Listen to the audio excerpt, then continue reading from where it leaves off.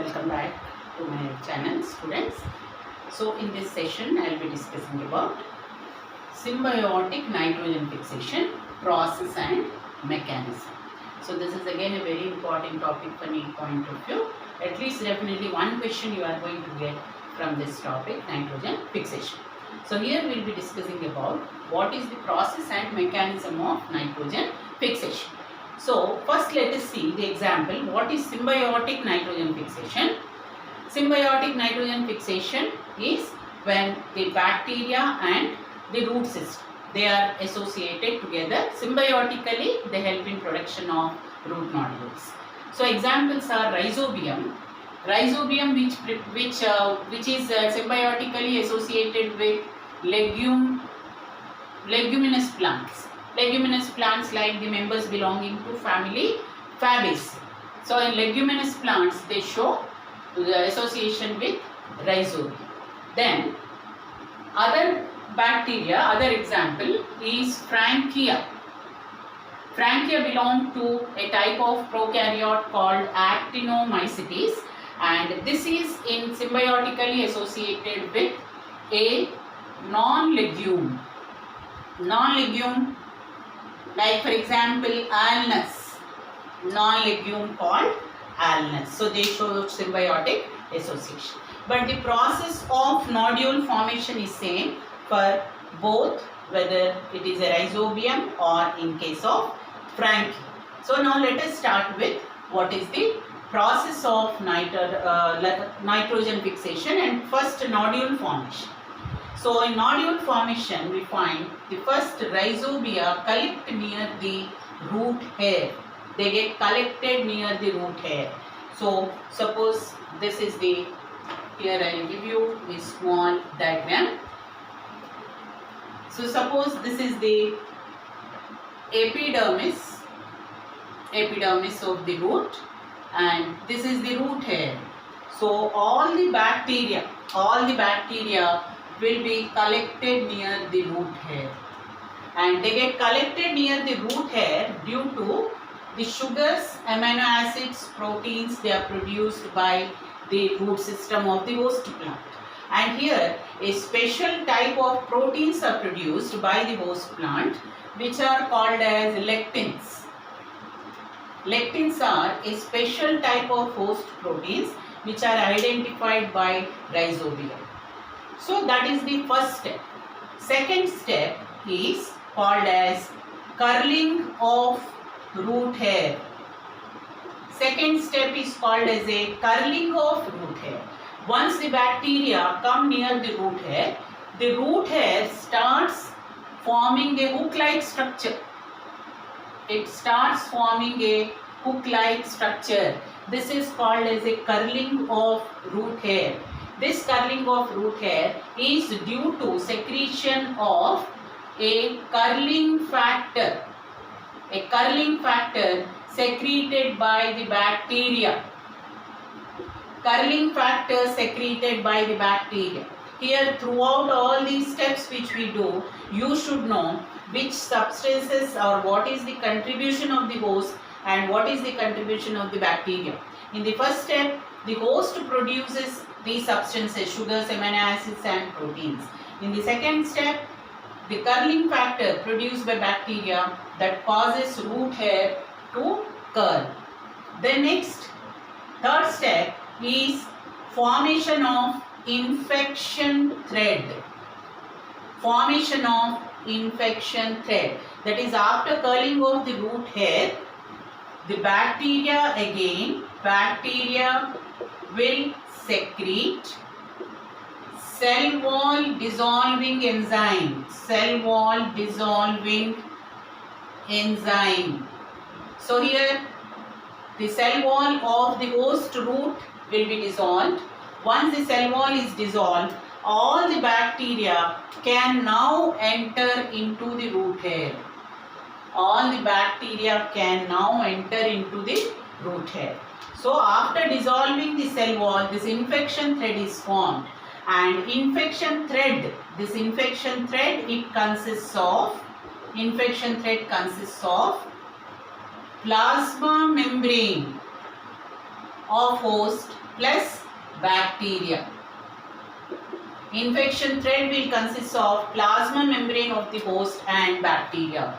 So this is which is entering into the cells. This is called as infection thread. It is called as infection thread. So that is the third step, formation of infection thread. Now the next step, fourth step. Follow these steps very carefully, and you have to once again see and note it down also. So fourth step, so after formation of infection thread, now this infection thread enters into cortical cells. Now this is the epidermis. Next we find the cortical cell. Now what happens? This infection thread which is coming from the root hair, now it can enter into any of the cortical cell. It can enter into any of the cortical cell, and it may also reach up to pericycle. So the infection thread enters into cortical cell, and now the cortical cell divides to form nodule. Now the cortical cell will divide to form nodule. So infection thread coming from the root hair, passing through epidermal cell, it enters into cortical cell. Now this each cortical cell, suppose we take one cortical cell, now it starts dividing and then it forms a nodule. So what is required for division? Each cortical cell divides to form a nodule. Here the hormone auxin and cytokinin. Auxin and cytokinin. These two hormones are very important to induce cell division. Auxins are generally secreted by the host, and this is by bacteria. So these two phytohormones, these two hormones will help in formation of nodule. So one cell here, now it will start dividing to form many cells. Along with that, the bacterial cell also starts dividing inside. The bacterial cell also will start dividing, and we find many colonies of bacterial cells are formed. Many colonies of bacterial cells are formed. Along with the cortical cell, bacterial cells also will start dividing, and they form many colonies inside each cortical cell. And now all the complete structure, now all this together, that forms the nodule. And another feature of this nodule is the cortical cell of nodule. It generally during division it becomes a tetraploid cell. That means its ploidy doubles. Each cortical cell of the nodule will become a tetraploid, and the bacteria which are present, now they are called bacteroids. Now they are called as bacteroids. I give you at the end of the session what is the difference between bacteria and bacteroids. That is very, very important to know. What is a bacterium and what is a bacteroid? What is the difference? That I will give you in a tabular form at the end of the session after completing this. Now, so cortical cells, they are tetraploid and they form a nodule. Now next step, what happens? Next step. So that is the fifth step we have noted down. So in the next step, this nodule will be connected to vascular tissues of the host.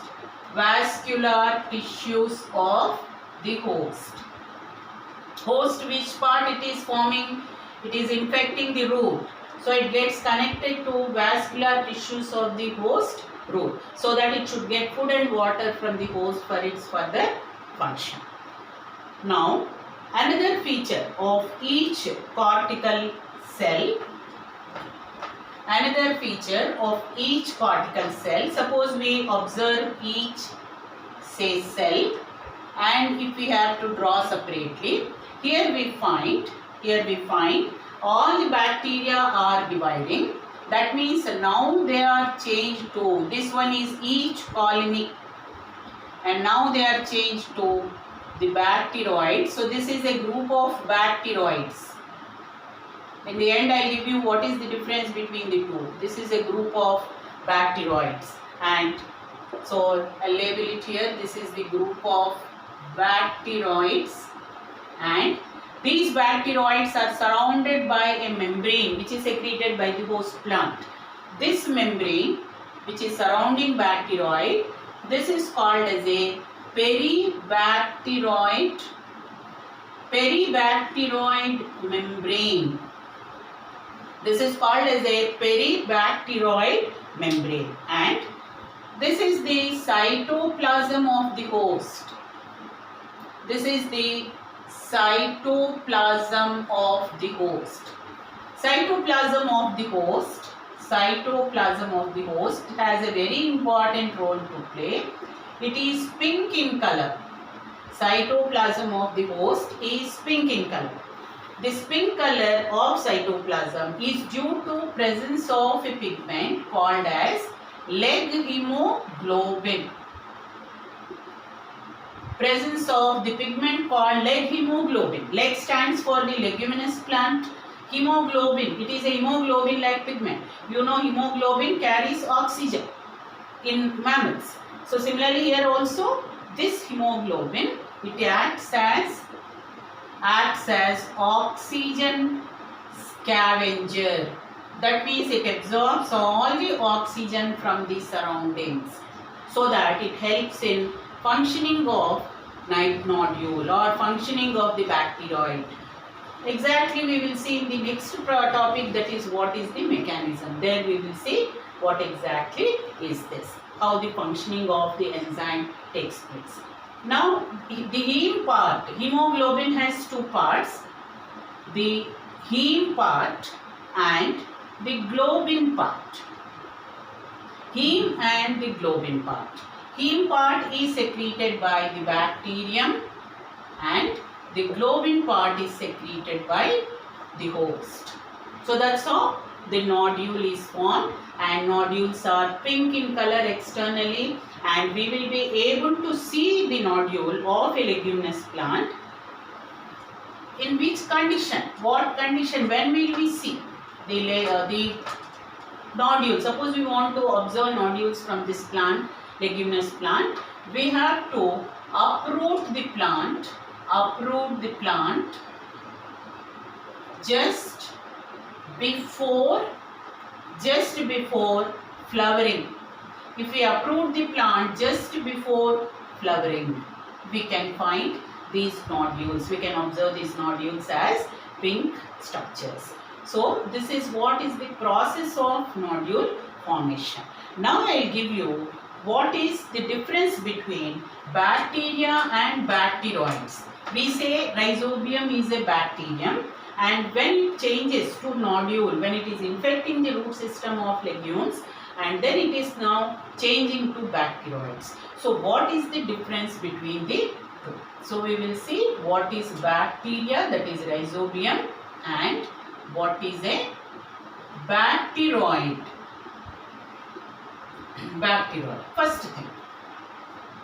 First thing is bacteria, that is rhizobium. These are rod shaped and these are motile. That means they have flagella. Bacteroids, they become enlarged, that is bigger in size. They become irregular in shape and they become non-motile. And second difference, the bacteria when it is in soil, that means when it is not getting any host, this bacteria shows a saprophytic mode of nutrition. It is a saprophyte once it is freely. But once it forms the nodule, if it forms the nodule, what is its mode of nutrition? Changing to. It is becoming symbiotic. Its mode of nutrition, it is becoming symbiotic. And other difference, important difference here, inactive nitrogenase enzyme is present. Inactive nitrogenase enzyme. Nitrogenase enzyme is very important enzyme for nitrogen fixation. So, inactive nitrogenase enzyme is present. And here, by the time it forms bacteroid, the enzyme becomes active. So, active nitrogenase enzyme is present. Active nitrogenase enzyme is present. So, with this I conclude what is the process of nodule formation. Next we will see what is the mechanism of nitrogen fixation. So, let us see what happens and what is the mechanism. So, in the process of nitrogen fixation, so we will, what are we now doing? We are doing mechanism. So, in the process of nitrogen fixation, we find one nitrogen molecule is converted into two molecules of ammonia. We know the overall reaction. One molecule of nitrogen requires 8 protons plus 8 electrons plus 16 ATP molecules. This will form 2 molecules of ammonia plus hydrogen plus 16 ADP plus 16 inorganic phosphate. Pi means inorganic phosphate. This is the overall reaction of nitrogen fixation. And we know it is a reduction process. And so how do we call this as? The process is reduction process and it is energy requiring process. So it is endergonic process. It is a reduction process and it is an endergonic process of nitrogen fixation. Now what is the requirement here?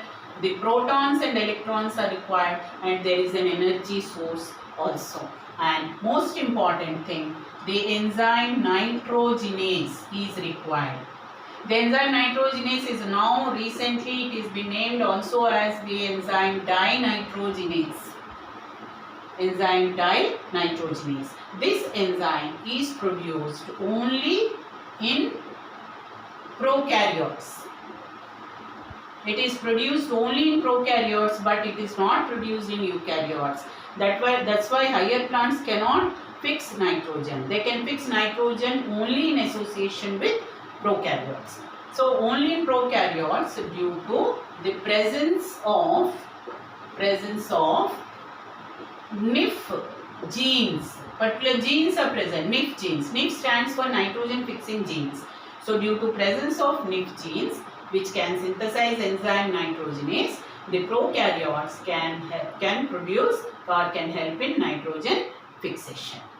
And this whole process of nitrogen fixation is also called as diazotrophy.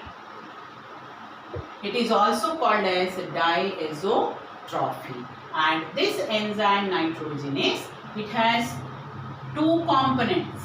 The enzyme nitrogenase has two components.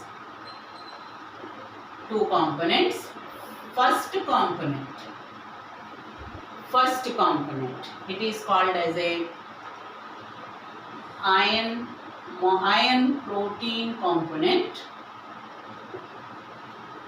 Second component is called as molybdenum iron protein component. First component is called as a iron protein component and the second one is called as a molybdenum iron protein component. So these components together will help in the process of nitrogen fixation. One component, iron protein component, is a dimer. It is a dimer and this is a tetramer. Dimer means it has two proteins Tetramer means it has 4 proteins. And these two components together, they help in the process of nitrogen fixation. So what is required for nitrogen fixation here is, we require a proton source, electron source and an energy source. So there is a mechanism explained how this can help. How this is going to help is, it is done by, I will give you a detailed mechanism of how this process involving this enzyme nitrogenase can take place. And already we have seen the role of leg hemoglobin. Leg hemoglobin helps in functioning of the enzyme nitrogenase. Nitrogenase actually is very sensitive to oxygen. If there are more amount of oxygen present, nitrogenase enzyme will become inactive or non-functional. So this leg hemoglobin will absorb all the oxygen from surroundings and it will protect the enzyme nitrogenase from oxidation. That means the enzyme can function only under anaerobic conditions. What is the importance of the enzyme nitrogenase? Nitrogenase is functional. It is functional only at anaerobic conditions. Only at anaerobic conditions. If aerobic conditions are present, then it cannot function. That's why bacteroids can function only under anaerobic. Whereas bacteria, when they are free living, they are actually aerobic bacteria. But when they change to bacteroids, they become anaerobic. So you can also add this difference to the previous which we have categorized, which we have given differences between bacteria and bacteroids. Now let us see what is the actual mechanism. The mechanism is explained as phosphoroclastic cleavage. So this I will tell you what is the meaning of, or what is phosphoroclastic cleavage. This cleavage helps in providing protons and electrons which are actually required for reduction of nitrogen. So before we will actually go into this, we will see how the reduction of nitrogen process takes place. So nitrogen, one molecule of nitrogen, you know the nitrogen has triple bond. Two nitrogen atoms are connected by triple bond. So first, when two protons and 2 electrons are available, then it is converted into N2H2. This is called as hydrazine. This compound is called as hydrazine. And N2H2, again taking another 2 protons and 2 electrons, it gets further reduced. It forms N2H4. This is called as a diamide. And this N2H4, after further taking 2 protons and 2 electrons, it requires another 2 protons and 2 electrons, and now it forms N2H6, or we can write it as 2 molecules of ammonia. And in the overall equation we have seen that one nitrogen molecule actually requires 8 protons and 8 electrons. So this extra 2 protons and 2 electrons, they are required for liberation of hydrogen. Hydrogen is liberated as a byproduct. And the whole process requires 16 molecules of ATP. So that the ATP will split and provide energy. That's why we call it as endergonic process. That means it is an active process because it is requiring energy. Now let me explain what is this phosphoroclastic cleavage and how this helps in functioning of the enzyme nitrogenase. So let us now see what is a phosphoroclastic cleavage. I am now discussing what is phosphoroclastic cleavage. So what is the importance of this reaction or this mechanism? What is its importance? It is providing protons and electrons which are required for reduction of nitrogenase, and that pass through the 2 components of enzyme nitrogenase. Finally they help in reduction of nitrogen. So in phosphoroclastic cleavage, first the pyruvic acid is involved. It is cleavage of pyruvic acid. You know pyruvic acid is produced at the end of glycolysis. So pyruvic acid here is converted into first acetyl phosphate by releasing carbon dioxide, and it is also releasing 2 protons and 2 electrons. By releasing carbon dioxide, it is converted into acetyl phosphate. So what can we call this reaction as? It is removal of carbon dioxide and also removal of protons and electrons.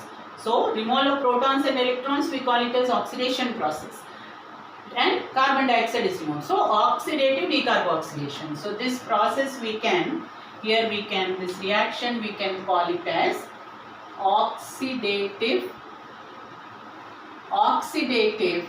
decarboxylation.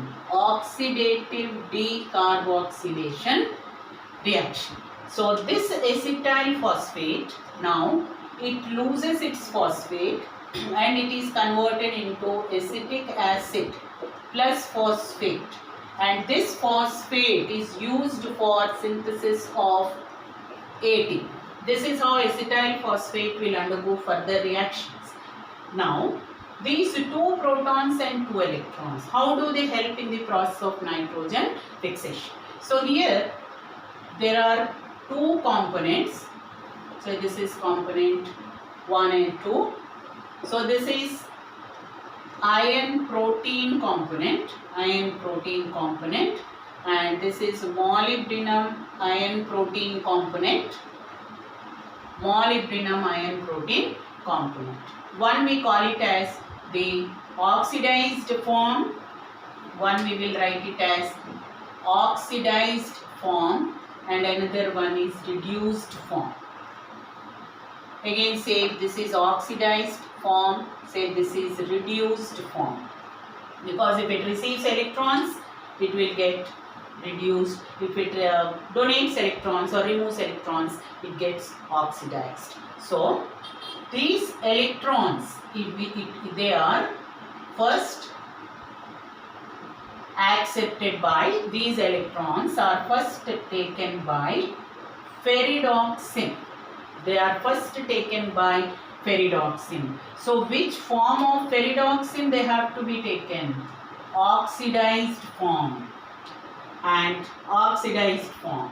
So this oxidized form of ferredoxin, it will be now reduced by taking electrons. It will now get reduced. This oxidized form, after taking electrons, it will get reduced. Now this again will undergo oxidation. When it again undergoes oxidation, what happens? It donates its electrons. So these 2 electrons are accepted by the again oxidized form of iron protein complex, which gets reduced, and again it gives electrons, so that it gets again oxidized, and these 2 electrons again are taken by this oxidized form, which gets reduced. Follow the arrows carefully. So oxidized form, when it takes electrons, it is going to be reduced. Then reduced form, when again gets oxidized, it releases finally the electrons, and these electrons are accepted by 1 molecule of nitrogen. Simultaneously what happens is the protons are directly taken by this component. This is second component. Protons are, this is second component, this is first one. Protons are directly taken by this component, iron protein component, and electrons are coming through ferredoxin. Finally 8 electrons and 8 protons. So one pyruvic acid molecule will release 2 protons and 2 electrons. Finally, how many we need? 8 protons and 8 electrons. So we require 4 pyruvic acid molecules. 4 pyruvic acid molecules. And here, for this transfer, for transfer of iron, say electrons from second component to this first component, here energy is utilized, that is 16 ATP molecule, where 16 ADP plus inorganic phosphate is formed. That means they split, the phosphate is removed, they separate and to provide energy. And finally, 8 protons and 8 electrons pass through this nitrogenase, both the components, and they are taken by the nitrogen molecule. And here we have the products, 2 molecules of ammonia plus plus hydrogen. So this is the final mechanism of how the nitrogen fixation can take place. So I hope it is very clear, children. So this is very important mechanism for any entrance exam point of view. So try to understand it, to note it down properly separately in your notebooks and then learn them. So with this I conclude this session, my dear students. So next session I will be back with most important questions from this chapter, mineral nutrition, which can be asked in one shot, in one video. I will try to revise all the points required for the exam from this chapter, mineral nutrition. So thank you very much, children. Have a good day.